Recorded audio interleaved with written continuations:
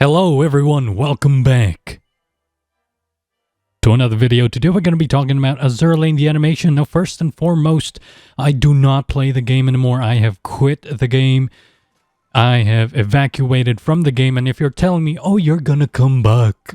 No, 100 billion 10%, I am not coming back.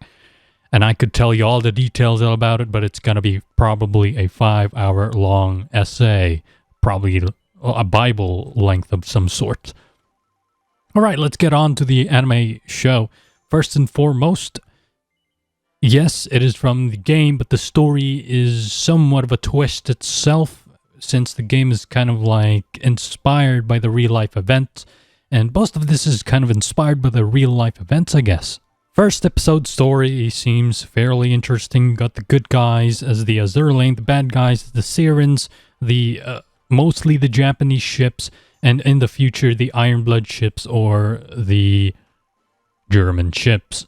The Sirens are the things that are known to have like tentacles on them and guns. The yellow grills, Asian nightclubs compared to like a German nightclub, which would be purple. I don't know what it would look like anyway.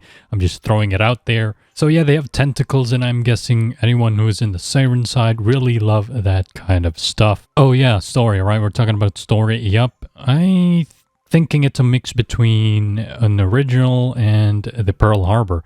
Why I'm saying it's an original and why I'm saying it's kind of Pearl Harbor? Well, Kaga and a Kago, a red fox thing, attacks a certain harbor, which was, you know, Pearl Harbor, but why is Prince Wales in that harbor? Why is Unicorn in that harbor? Why is Illustris on that harbor? Lots of things to, you know, think about. And so it's not really, it's just a mix of harbors, I guess. But it still somewhat keeps the essence of like just an ambush in a certain harbor, except, right, they're all awake. So that's, I guess, good for them. Animation-wise, the action scenes are pretty good.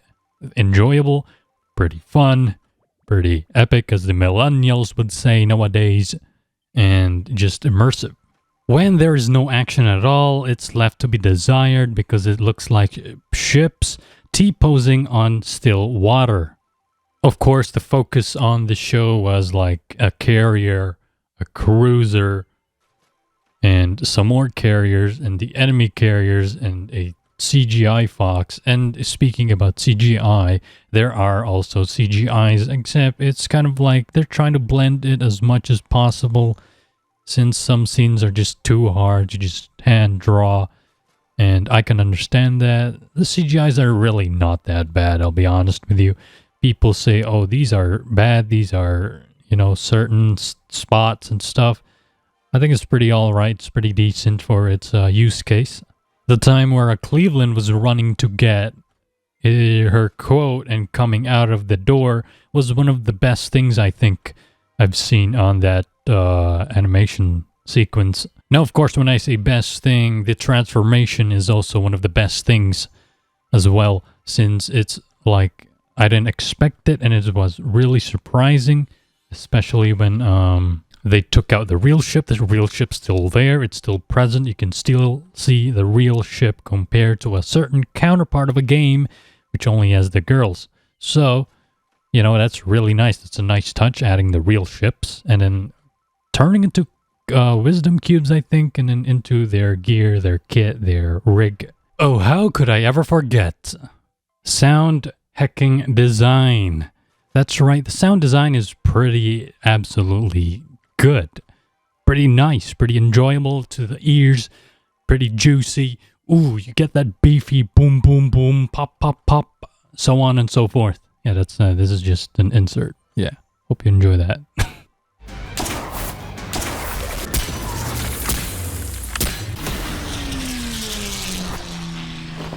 The characters, as usual, are kept in line with the game. So if you don't play the game, it might be new to you, might be old, might be fresh, might be overused, might be something you like.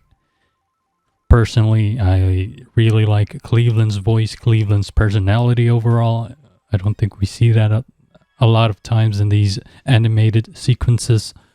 So that's why I like her.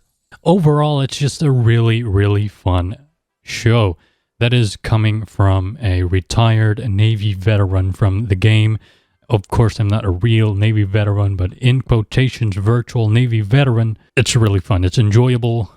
The action scenes, sound design, the characters, and hopefully when future comes, when the new episodes come in, the episodes don't just dissolve into hacking pixels and lazy animation because, you know, they can and they think we don't see it. Hopefully the story also keeps itself interesting, and maybe, you know, there will always be plot holes. But this is just the anime where it's all fun. It's all dummy fun. You know, there's what you say, oh, Colonel, I'm trying to sneak, but the collapse of my dummy thick butt is alerting the enemy, so on and so forth. That's what I'm trying to say. It's all fun. You don't really have to take this all seriously. Also, one last thing where I get really mad or just, you know, just irritated and so on is that their merch line, Azur Lane's merch line. You know, you want to support a certain series, but you don't want to play the game. Why did I say it like that? But the merch line kinda is first very selective, second, I don't know. It's my personal, you know, opinion. I wish their figurine merch line was a bit better. The selection was a bit better. Maybe include more original ships. Not like original, I mean like from the OG lineup, not from the DLC lineup. I know you all love your boobies, but like, please, at least, maybe booty, please, that may at least mix some like of the OG line. Like even this stupid, silly character San Diego is still getting her figure.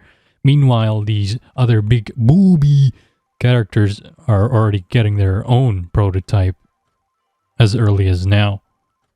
So yeah, that's just me. I'm just really just irritated. Sorry about this rant. Okay, let's continue. So yeah, all I'm saying is that hopefully the next future episodes will not fall off, dissolve into just, we don't care anymore. We don't, you know, the studios behind it is fairly new. I think it's a split from another studio, or the owner of it, someone producing it is from another studio, from the Grisaya studio, I think. But yeah, they have worked on Grisaya Phantom Trigger, which probably 1% of the population have seen.